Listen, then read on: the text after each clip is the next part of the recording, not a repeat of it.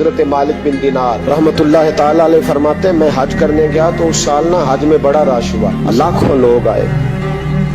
तो मैंने अर्ज की मौला सबका कबूल हुआ है कि कोई रह भी गया है? तो फरमाते मुझे ख्वाब आई और बताया गया लाखों का कबूल हो गया। बड़ा बेनियाज है अल्लाह, बड़ा बेनियाज, बड़ा करीम है। चाहे तो घर बैठे बैठे कहे माँ बाप का चेहरा देख मैं तुझे हज का सवा देख, माँ बाप का चेहरा का सबका कबूल हुआ। एक है मोहम्मद बिन हारून बल्खी, उसका नहीं कबूल हुआ। फरमाते मैं सवेरे उठा तो मैं ढूंढने लगा कि बल्ख के लोग, खुरासान के लोग कहाँ ठहरे हुए। वहाँ लहदा होते हैं ना, ये पाकिस्तानियों की बिल्डिंगें, ये इंडियन है, ये फलां मुल्क के। तो कहते मैं ढूंढते ढूंढते पहुंचा तो मैंने बल्ख के लोगों को पा लिया। मैंने पूछा तुम में मोहम्मद बिन हारून बल्खी कौन है? तो लोग कहने लगे वो तो बड़ा नेक आदमी है, बड़ा परहेजगार है। कहते मैंने कहा मुझे ख्वाब आई है, आज कबूल नहीं हुआ, ये तारीफें कर रहे हैं। मैंने कहा किस तरह का नेक? तो लोग कहने लगे जी 24वां तो वो हज करने आया है, सारी रात नफल पढ़ता है, सारा दिन रोजा रखता है, बहुत मालदार था पर हर चीज अल्लाह की राह में खैरात कर दी। फरमाते मैंने कहा वो कहाँ है? कहने लगे पहाड़ के पीछे खैमा उसने लगाया है, वहाँ अल्लाह अल्लाह कर रहा है। हजरत मालिक बिन दिनार अलैहि रहमा फरमाते मैं वहाँ पहुंचा, मुसल्ले पे बैठा था, सलाम फेरी। मैंने अस्सलाम वालेकुम के बाद कहा आप मोहम्मद बिन हारून बल्खी हैं? कहने लगा हाँ। आप मालिक बिन दिनार हैं? मैंने कहा कि इसने तो मेरा नाम भी जान लिया बगैर बताए। फरमाते मैंने कहा कि हाँ मैं मालिक बिन दिनार हूँ। कहने लगे कैसे आए हो? मैंने कहा बस मिलने आया था। कहने लगे नहीं, जिस काम आए हो वो बताओ। मैंने कहा मैं मिलने आया हूँ। तो कहते हैं वो रो पड़े। कहने लगे नहीं, आपको ख्वाब आई होगी कि मेरा हज कबूल नहीं हुआ। कहते मैं, मेरे रोंगटे खड़े हो गए कि इसे इतना भी पता है कि मेरा हज कबूल नहीं हुआ। मैंने उसको कहा कि तुझे कैसे पता कि मुझे ख्वाब आई है? कहने लगा मालिक बिन दिनार मुझे 24 साल हो गए, मैं इस बेनियाज के घर का तवाफ करता हूँ, मैं हजर अस्वद के बोसे लेता हूँ, मैं मकाम इब्राहिम पर नफल पढ़ता हूँ, मैं सफा मरवा की सही करता हूँ, पर 24 साल बीत गए। जब मैं तवाफ़े विदा करने के करीब आता हूँ तो कोई ना कोई अल्लाह का वली आके कहता है दौड़ जा, तेरा कोई नहीं कबूल हुआ। 24 साल। तो मालिक बिन दिनार फरमाते मैं उसके करीब बैठ गया और उसके घुटने पे हाथ रखा मैंने। बंदा भी माजूर था, उसका एक हाथ कटा हुआ था, चेहरे पे इबादत के निशानात नुमाया थे। और मैंने कहा यार फिर तेरा हज कबूल क्यों नहीं होता? तो कहने लगा मत पूछ, तू मुझसे नफरत करेगा। मैंने कहा नहीं तू बता। कहने लगा ना पूछ। मैंने इसरार किया तो कहने लगा इसलिए नहीं कबूल होता कि मैं अपनी अम्मा का नाफरमान। तो माँ का नाफरमान क्या हुआ? तो कहने लगे अल्लाह ने दौलत दी, जायदादें, घोड़े, जमीनें, मैं अय्याश हो गया। मैं अल्लाह के दिए हुए माल को नाजायज जगह खर्च करने लगा। माँ मेरी बूढ़ी थी, इबादत गुजार थी, मुझे समझाती थी। रमजान का महीना, असर के बाद अम्मा तंदूर में रोटियां लगा रही, मैं घर आया शराब के नशे में, अम्मा रोटी दो।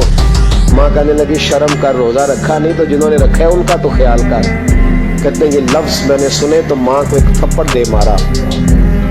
अम्मा जलते हुए तंदूर में गिर गई। लोगों ने मुझे कमरे में बंद कर दिया। कहते सारी रात मैं शोर सुनता रहा पर नशे में पड़ा रहा। अगले दिन जोहर के बाद आंख तब खुली जब मेरी बीवी अलमारियों से कपड़े निकाल रही थी। मैंने कहा कहाँ जा रही हो?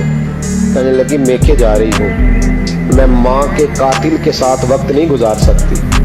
मैंने कहा माँ कत्ल हो गई?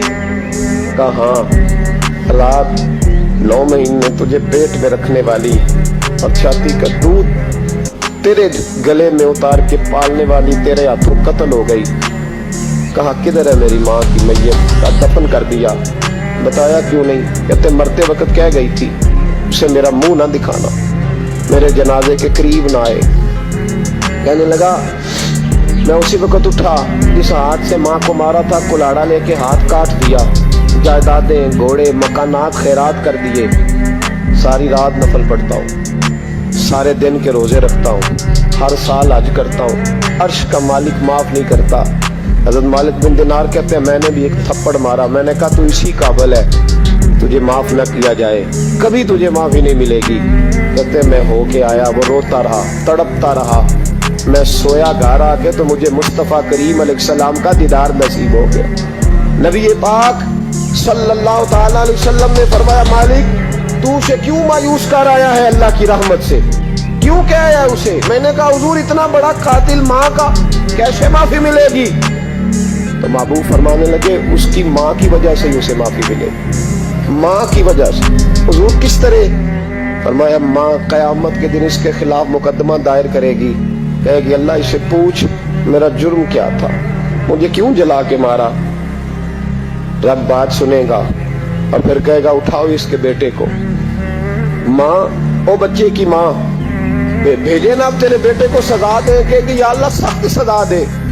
तो रब करीम फरमाएगा उठाओ इसे जहन्नम में ले जाओ। मुस्तफ़ा करीम फरमाने लगे जब जंजीरें डाल के फरिश्ते दोज़ख की तरफ ले जा रहे होंगे ना, तो पलट के माँ की तरफ देखेगा, थोड़ा फिर आगे बढ़ेंगे तो फिर देखेगा, फिर दोज़ख के करीब जाएंगे फिर देखेगा और कहेगा अम्मा जी मुझे जलाएंगे, मुझे तकलीफ होगी। जिंदगी में जब दर्द होता था तेरा नाम मेरी जुबान पे आता, अम्मा मारने लगे हैं मुझे, जलाएंगे।